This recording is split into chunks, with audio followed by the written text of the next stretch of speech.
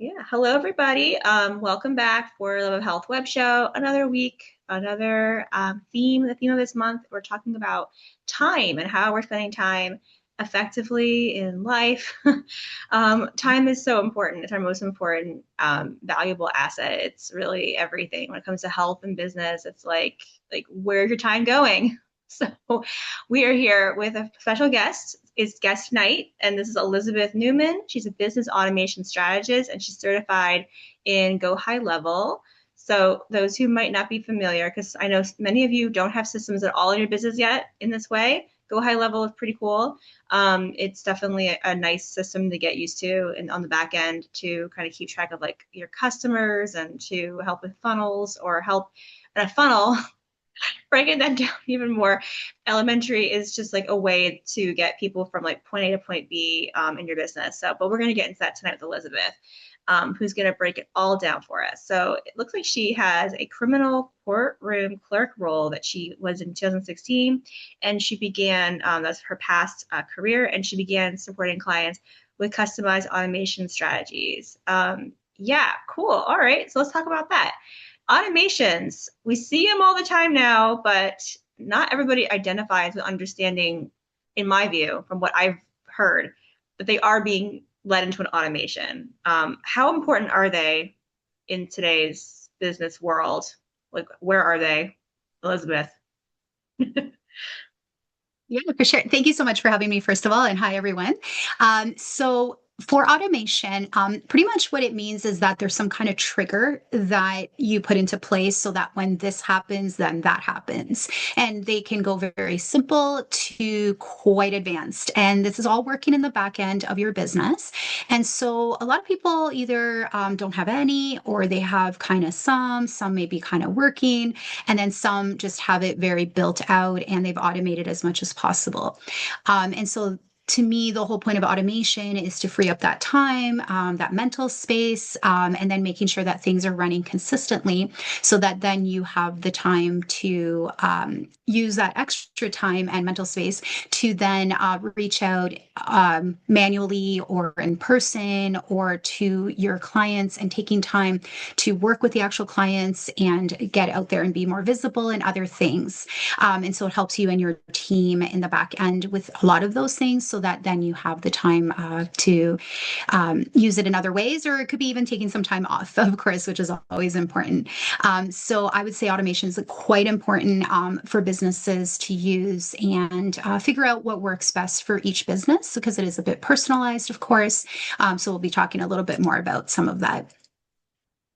And when did automations, I mean, automations have existed as long as there's been the technological need and ability to do so. And when, so what was like that first wave of automations? What did that look like? Well, I'm thinking we had like some probably like personally and then in business. I've been online for 10 years now after I left my full-time job. And so at that point, they were already there and learning in the background, like how to work with the automations, how to set up more automations. And we could be talking about automations, for example, when someone books a call. If you have a calendar that you've set up and you have a link that you share, then someone can book a call. And then that creates the automation of them just doing that on their own. And then, of course, having like the reminder emails and things in the background working so that they're reminded of the call and then you're made aware that they booked the call too. So that's an example of an automation. So a lot of this has existed. I don't know when it all started exactly, but it's been around for a very long time. And so it's just something that over time has developed into more advanced automation and being able to do a lot of that in the back end, I would say. Yeah, and I think that where else can you see automations nowadays, or where else might people just as consumers run into automations? So I'm thinking that usually whenever a business is offering a free resource, like we've all downloaded from different businesses a free resource, a PDF, an ebook, maybe signed up for a live training, all of that. And most businesses in that case probably do have some kind of automation in the background. So if you've signed up for a virtual webinar, for example, like a training that's a webinar, and then you sign up for it. You usually go to a page, you put your name and email, and then you automatically get an email letting you know that you're in, that you're registered, and with more details about how to join the webinar. And then there's probably emails coming before the webinar starts, and there could be emails after. And then that would be an example that I believe most of us have been part of when we're signing up for a webinar.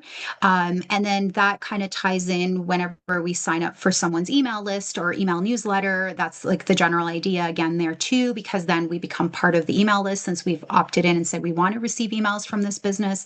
And then that business sets up emails that then get sent out and we receive them. So those are like ones that I assume that almost all of us have been through, whether we have a business or not. So just as a consumer.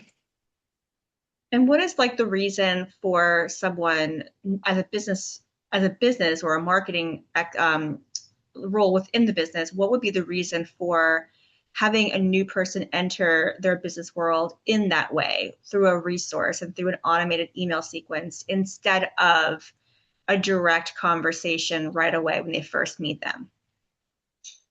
So one of the reasons is so if you have the automation set up, then someone may be signing up to join your like or to get your free resource in the middle of the night because we're all across different time zones. So you might be sleeping and someone somewhere else in a different time zone is signing up or they're awake at night or whatever, and they're signing up for this free resource. So you want to make sure that you have the automation set up so that they immediately get access to the resource because of the fact that you want them to get that service right away. And so they know that you're legitimate, that you're offering this for free, and that they actually get it. And so that would be one of the reasons you want to set up these automations so that people are being served along the way in a consistent manner and getting what it is that they're signing up for. And then you can then, from that point, they've like kind of put up their hand and said, yes, I want this resource. So they become part of your email list. And then from there, once they're part of your email list, you're able to send out emails, let them know about some of like other free events or maybe some tips, some educational content around what it is that your business is about. And you can also let them know like how you can support them, different offers you have or services. And so all of that. And so people are on your email list to kind of find out more about you, your business, your team in some cases, and just being able to understand how it is that you can help them with whatever, if this is more for wellness business, then in whatever way that they need that extra support. And it starts to build up trust and they start to get to know more about you. And then it starts to put more of that decision in their mind if they'd like to work with you or not and reach out to actually inquire about that.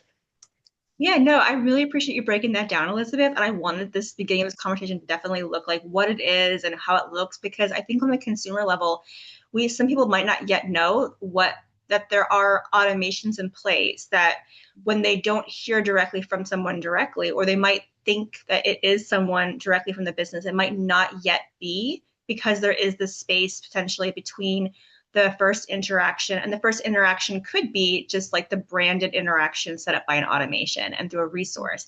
And on the business end, some people and owners might not realize that they have this capacity or ability to create systems on that front, that top of funnel, or that first glance of a customer. And like you said, a customer might approach your website or your material at 9 o'clock at night past business hours, and yet they deserve to have the ability to navigate their own way to get to know your business. And that really, that point of contact will make it so much easier with an automation in place.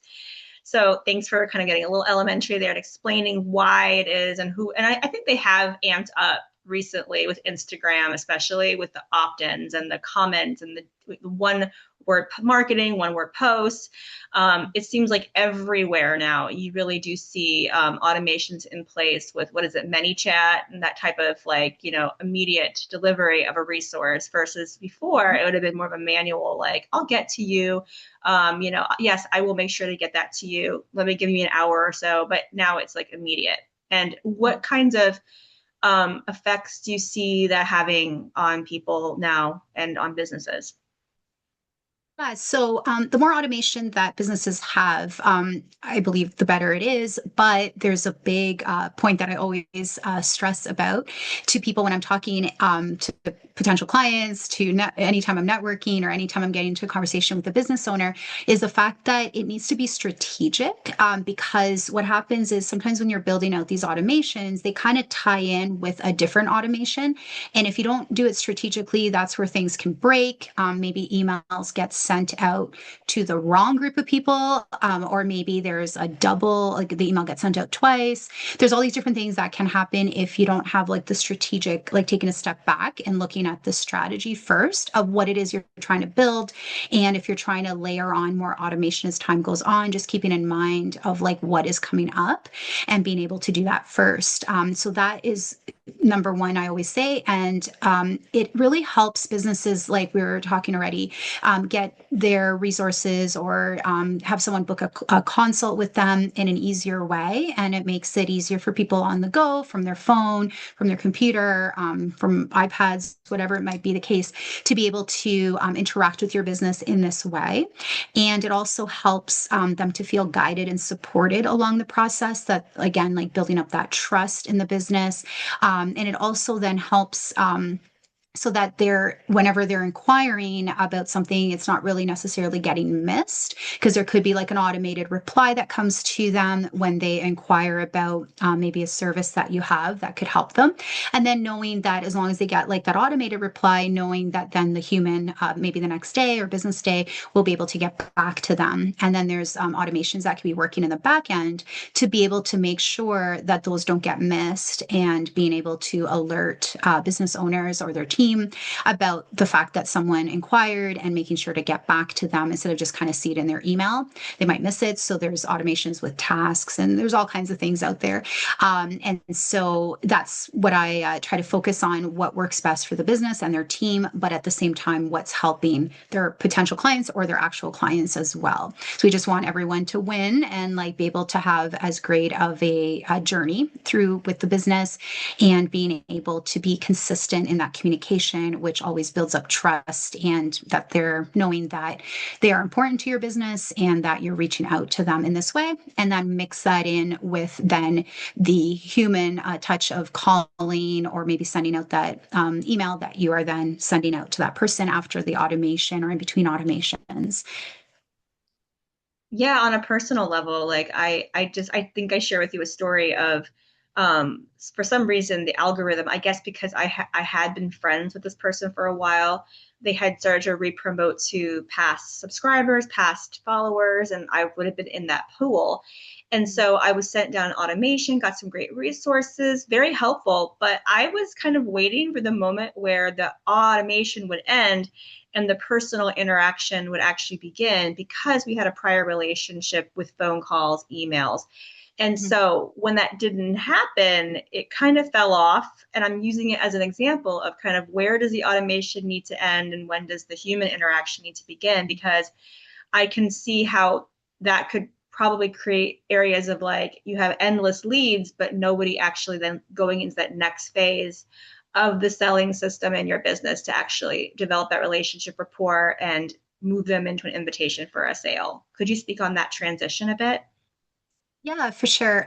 So one of the things I always make sure to do is that if there's an automation set up when someone, like we've been talking, maybe downloads a free resource, I want to make sure to always set it up so that if someone replies to an email, or sometimes if it's a text, or if they've taken another action of actually booking a consult, we want to put steps in place to stop that first automation from continuing, because now they've taken a next step. So now they should be getting like their consultation workflow automation to get emails and different parts there if that's what they've booked. Or if they've replied to an email, it doesn't always make sense to have like the next email be a automated reply and not even get back to them about their email that they've responded. So it just looks a little different per business, depending how, like, what it is that they are doing, how they want things set up. But that is definitely important. And the other thing too is that if they now sign up for a different resource, because maybe you have more than one on your website or through social media, you also want to keep in mind that if they go ahead and purchase something from you, again, maybe it's taking them out of both of them, both of the workflows that came after the free resource, or maybe taking them out of one and continuing. So that's where the strategic part comes in, and thinking about how everything kind of ties together and the different combinations of what someone coming into your business, like virtually, is getting the experience, so that things are making sense to them and they're getting supported along the way. And do you think, thank you, and do you think that automations are more effective for folks who are trying to bring in a large number of prospects to their pipeline or a smaller number? I mean, every business's goals are different. So Mhm. if a local business, brick and mortar health business, was trying to book like 10 or 20 new consults a week versus someone with intellectual property would probably be bringing in much more higher amounts of people because they have a scalable product. Are there, what would you say about that and about those differences in those business types? Yeah, like I would say that all businesses can use automation, but of course it's going to look different depending on what the business goals and the volume that they have. But I would definitely say that regardless of the number of leads, as long as you're getting leads and sales, which is what every business wants to work on or is working towards getting more, we want to look at creating the workflows that can help you track those leads and clients, because that's where a lot actually ends up falling aside. And we've all felt that, like we've all messaged, or we've all like signed up for something with some kind of business along the way, and then we just don't really hear too much from them, or they didn't get back to us, or we Never. left a message, an email, and I then would say nothing. that's like over 80 or 90% of all of the times. I mean, it is pretty consistent. I've been paying close attention to that. I'm shocked, really. It seems like everybody needs a follow-up automation or a follow-up ability, a follow-up system. Yeah, definitely. And in a way, like for you to track, so you're able to see, okay, like there's 20 people that have now signed up for my free resource. And then maybe there's like other people that have signed up for a consult, and they came to the consult, but they didn't move ahead to the next step yet. And so you want to be able to track all of them through an automated way so that you can then look and see, okay, these people that came in through the free resource, like, are they responding to the emails? Like, have they signed up for anything else? Like, these are all things that can be set up in the back end. So it gives you like a way to track and see. And then, for example, that example that I gave, like if they booked a consult, but they haven't like booked your service, they're thinking about it, you want to keep following up with them, because they definitely came to you for a reason, and they've considered, and they haven't said no or anything like that yet. So you want to have that follow up. And so that's where automation can actually be set up to do some of that follow up either automatically, or it can be done with a mix where some of it could be automatic and then some of it can be where it's a reminder to send them a DM or like a private message, or it could be to pick up the phone and call them, just depending on how your business runs. And there can be automations where it's like setting up tasks so that it reminds you in a week to follow up with a specific client. And so that's a lot of what I set up, because of the fact that a lot of businesses do miss out on that follow up. So it affects everyone, because it affects the person that has reached out, because now they're just kind of left there, like they got some of the help but not fully, and so they're just feel kind of forgotten. And the important thing too is just even myself going through a lot of health issues around low ferritin and being bedridden, and this whole story that I have of my health journey, it definitely, you're not feeling the best, you just can't be always keeping up with everything, and it just influences like who it is that you decide to turn to for more support, especially as you're trying to figure out like what's wrong. And so that is very important in any business, but especially when people are feeling not well or vulnerable or dealing with mental health issues, physical health issues, whatever it might be. And so we want to always make sure that they are treated as best as possible through this process and their experience with your business. But it also then affects the business because they could be definitely losing out and are losing out on sales and people that they could be helping with their services, or at least hearing from the clients what it is that they can need. Because sometimes you may have a certain service and maybe there's a different service you could be creating if you keep hearing that people want like something a little different. And so that's a lot of missed opportunity. And it also then affects you and your team because it feels like you're trying to remember like who needs to be followed up with. You're trying to remember and you kind of forgot, or you put it aside, or you get back like days later, a week later, and people then in the process have either still been sitting there not feeling the best if that's what they reached out to you for, or they have moved on to a different business that did follow up with them. So it's important like all the way around, like for everyone involved. Yeah, I mean, you definitely got to the heart there, Elizabeth. That's truly, exactly why this should be in place. It's not the marketing terminology, it's not the salesy stuff. It's like the heart of it is we really want to actually make impact and get the relationships moving in the direction of us working with these clients. So that's truly what it is about. And besides the systems in place, which of course we could tweak it, we could fix it, we can make sure those things are working and properly. Are there ways that you can also, or do you regularly reflect or analyze the data? What kind of technology actually serves the person? Because I know people who are not very technologically proficient, are they able to go into a dashboard and look and see like who's interacting with the funnels or with the technology? I mean, how does that process look like when once you've received the data, what do you do with it? So of course, like everyone has different like skill levels and love-hate relationship with tech. And there's a lot of different softwares out there. So I would say all of them have some kind of learning curve. But if you have someone supporting you through that, they could be training you, showing you, having video resources for you if they've done a lot of the setup. And if you've done a lot of the setup, then you're in there like learning along the way too. And so part of that is definitely learning and seeing where the tracking is about your emails, or seeing the number of people who have booked a consult, how many people maybe didn't show up, how many people rescheduled or canceled. All of those are good statistics to understand, and understand what is happening. If people aren't showing up for your call, as an example, and you're having a high number of that, then there might be some other automation you might want to set in there, like to remind them of the call, or share some resources along the way that helps them to get to know what it is that you do before they hop on the call. So even though they've set it up, they may also not be feeling the best and just have canceled or not shown up that day. So being able to follow up with people who don't show up, and so that those stats will help you, like first the automation of having those in place, but then the stats will also show you where it is that you can tweak and make changes, or maybe it can also show you, even though I talk about testing extremely, like you need to test every scenario, you need to test like your workflows, your automations, the purchase process, everything. But sometimes when people don't fully test or don't really know how, that if you're seeing some numbers, it also can show you that something's not working. And then that helps you fix it so that they're getting the right information. Like sometimes there's links and emails that aren't working and people click on it and it goes to no page. So if you test that, you'll be able to see that that is happening. And so that is definitely where like this data can help you and improve like the process of helping them, and for again for their sake and then for your business sake as well.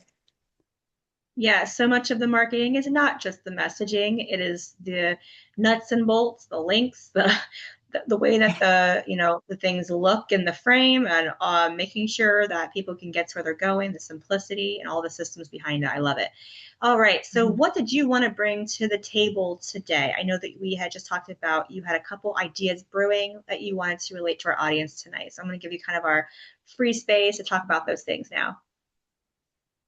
Well, I kind of touched upon quite a bit of it already, but I just wanted to mainly talk about like three simple automations and just recap some of that again, that I believe would apply to a lot of the audience. If they have brick and mortar businesses, if they're virtual businesses, these can all apply. It might change a little bit depending on the business, but the idea of it.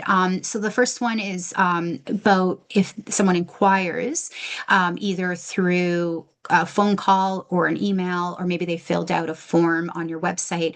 Just making sure that you do have like an automation set up so that there's a confirmation of that, letting them know that it was received, and letting them know that someone will get back to them within 24 hours, 48 hours, whatever it is that you can handle and get back to them. And also letting them know of next steps. And it's also a good chance to have them in the meantime, if they're waiting for that live, like, or human interaction, then it's also a good way for them to learn more about you, maybe through some of your social media, other parts of your website, or see where you've been featured in a podcast, let's say, or anything like that. So that in the meantime, they're still learning about you and your business. So that would be the first like simple automation that I would think most people should have in place, just to be able to be able for the people that are inquiring, for them to be supported and that they got seen, and then they know what to expect next.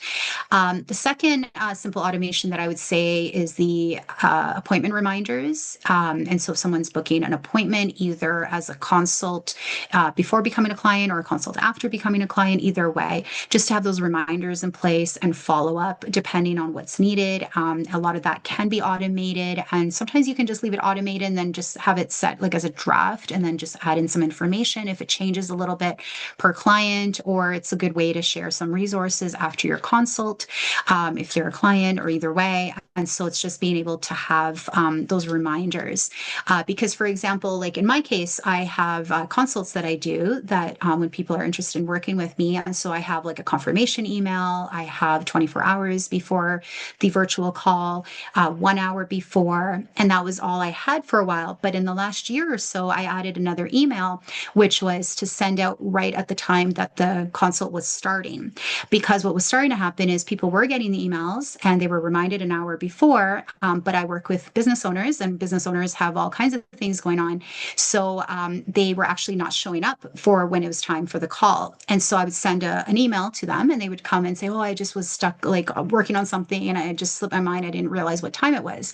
So instead of me sending those emails each time, I just decided, based on seeing that happening, I just have now added in a like consult starting right now email as well. And that hasn't happened since. So these are like the ways that you can set up automations. And then also, based on what you're seeing, you can make adjustments like I did in that small example.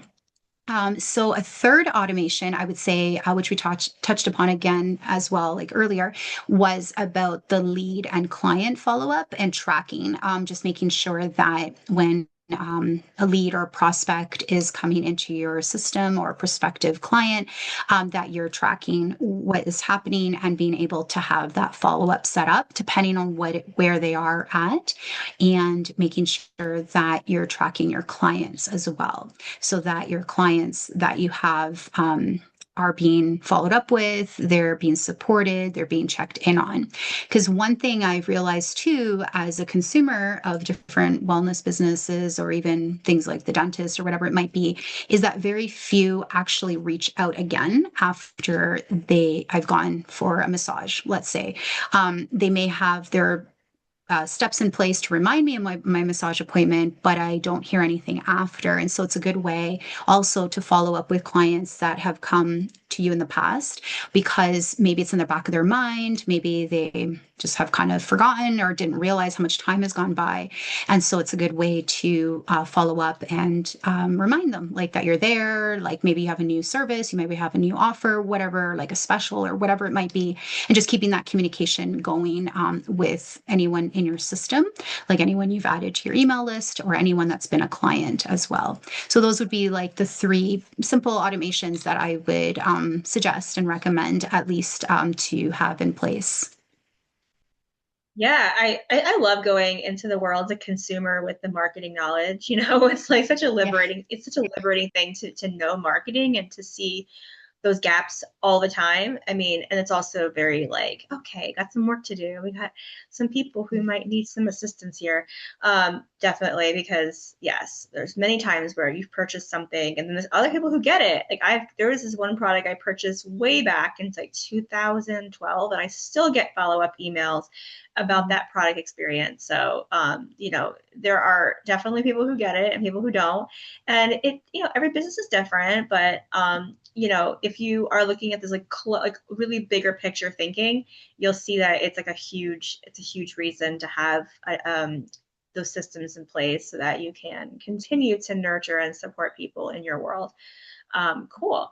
Well, thank you so much. Was there anything else that you wanted to talk about today or shine a light upon when it comes to marketing, automations, business as in a healthy way? Just like a bit of like a reminder again, like that automation's there to support your business. It doesn't mean it has to take over everything. And then just use it to the level that you feel comfortable, and you can always add on more as time goes on. So it's important to start off simple, maybe focusing on one automation and then adding in another one as time goes on. And like that way you're not feeling overwhelmed by all the long list of automations that maybe you've been learning or seeing or wanting to create, because we all have that as a work in progress. So we have these Yes. different automations and funnels and different things that we're all working on, and being able to just keep, like, I really like the fact of having like automated tasks coming up, so that way it's a reminder of following up with someone 2 weeks later, whatever it may be the case. So there's a lot more support there, so that it's not doesn't need to be all in your head, or people just being missing things and missing that follow up and that experience. We just want to always make sure to give the best experience possible to our clients or customers, and so this is one of those ways that can help support that through automation. Yeah, I mean, Elizabeth, definitely seems like you can help people with those systems and the strategy thing, the strategic thinking. And on my end, I'm going to help people with their messaging and kind of creating the intellectual property to begin with. So, because I know that there could be a lot to this. So, it definitely takes time to set these things up and to get the things rolling. But once they do, they're forever. So, you can recycle and just revamp and relearn and adjust once you have those things in place. But yeah, it is a really crucial area for sure. And one is getting more and more pressing, I think, in like you were talking about before, with just the multiple ways people are engaging in content now from businesses. It's not just a billboard or a newspaper article or even a phone call. It's now that plus, 100 different Instagram stories a day, if that. Yeah, it could be more. I think like the consumption is unreal. And So just to touch upon AI a little bit, like I always why not? believe that, yeah, because that's always something with automation as well. I see. I always believe that again, it's important to have that foundation of automation, and then to bring in AI to layer on top in the areas that you want to have like some AI assistance or AI, like maybe on your website where it can be in a live chat. And then I just find that in most cases, like some businesses, it's a little more important than others. It's just to be upfront that it's an AI assistant, or whatever may be the case. And that way people can choose to use it or not.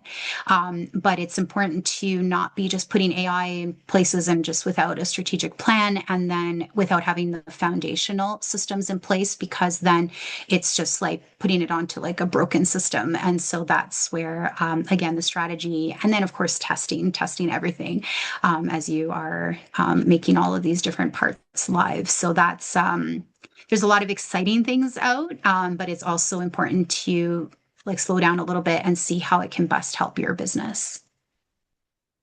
Yeah, and I mean, thank you for highlighting too your own personal health and your journey. Is that why you kind of switched over to a more of an online-based business? You were just seeking a little bit more Mhm. work-life balance? How did you start to address that?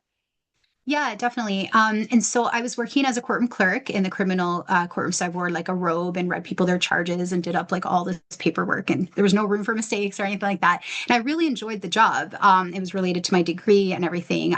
But then I was starting to feel faint, starting to feel fatigue, like things I've never felt before. And so it was really extremely to the point, like I was actually bedridden. So I had to take some time off and then go to my family doctor. And he wasn't the most helpful. He was needing, it was like close to retirement. He just needed to just go. I think he was burnt out. So I switched doctors, and then that doctor really helped and checked that. But then I also went to a naturopath. So I do both, right? I use that. And then it's great because then I'm supported in different ways. And so the naturopath actually figured out that it was low ferritin that always, for some reason, stays low. And this was years ago.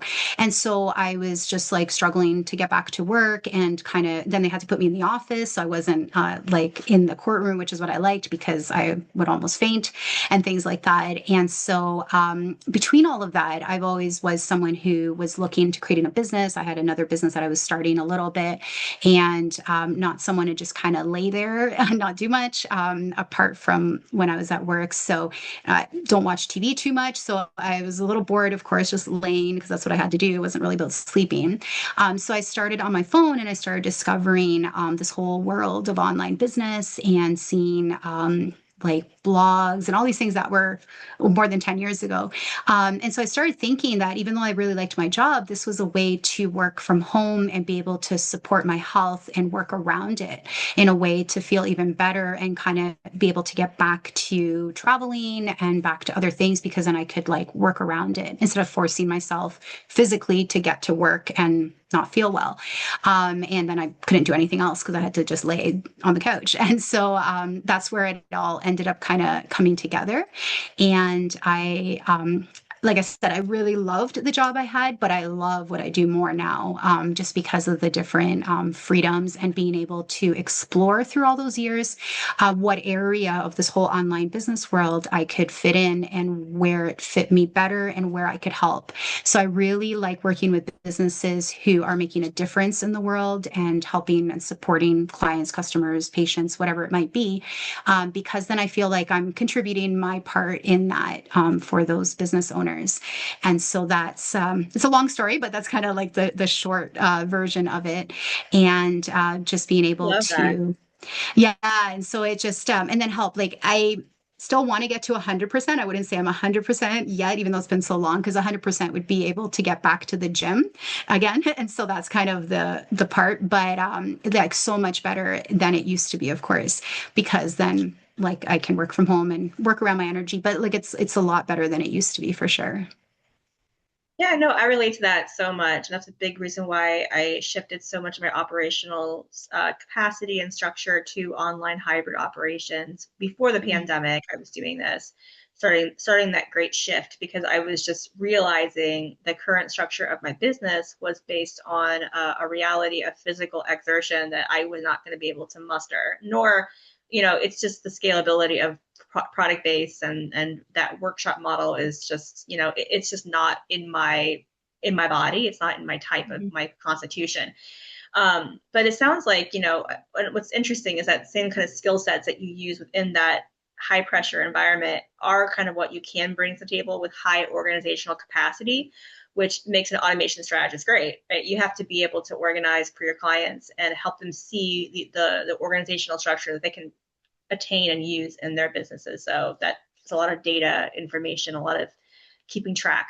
So it sounds like you found something that's really going to be very helpful in the same way. So, well, thank you Yeah, so much, definitely. Elizabeth, for coming on to our web show and giving us a plethora of information. Those three kind of basic simplified automations that people can start using as a brick and mortar business. It's very helpful, and people should definitely take advantage this year. It probably takes like 90 days, 6 months to really get those things rolling after their initial consult, maybe even less time, right? I mean, it's pretty quick to get those things depending on how much time they spend in getting that ready to go.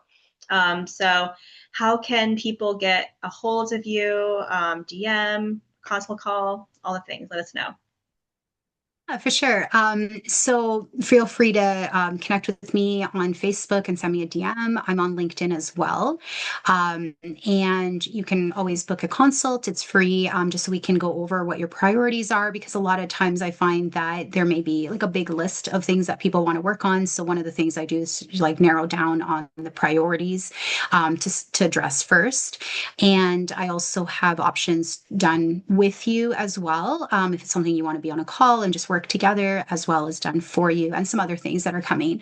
And so, yeah, definitely reach out. And I am certified in high level, like Laura had said at the beginning, but I do work with other systems and softwares as well.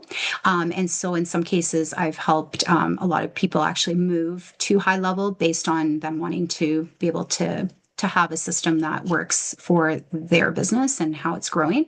So that's always something too that I answer questions about that if that's something you're thinking about or are curious about. So yeah, so I look forward to hearing from any of you at any point. I'm here to answer and support you as well. Yeah, okay. Thank you so much. And have a great rest of your evening, everybody. Thanks for tuning in. Yeah, and it's crucial about what Elizabeth is saying about the prioritization and like breaking down that task list. I mean, just, you can't handle it all. So maybe learning and leaning on someone who can help you kind of figure out which things will move that thing forward for you right now. That's crucial. Yeah, I feel very energized going into the rest of our week. And thanks again, everybody. Have a good rest of your evening. All right. Bye, everyone. Thank you for having me.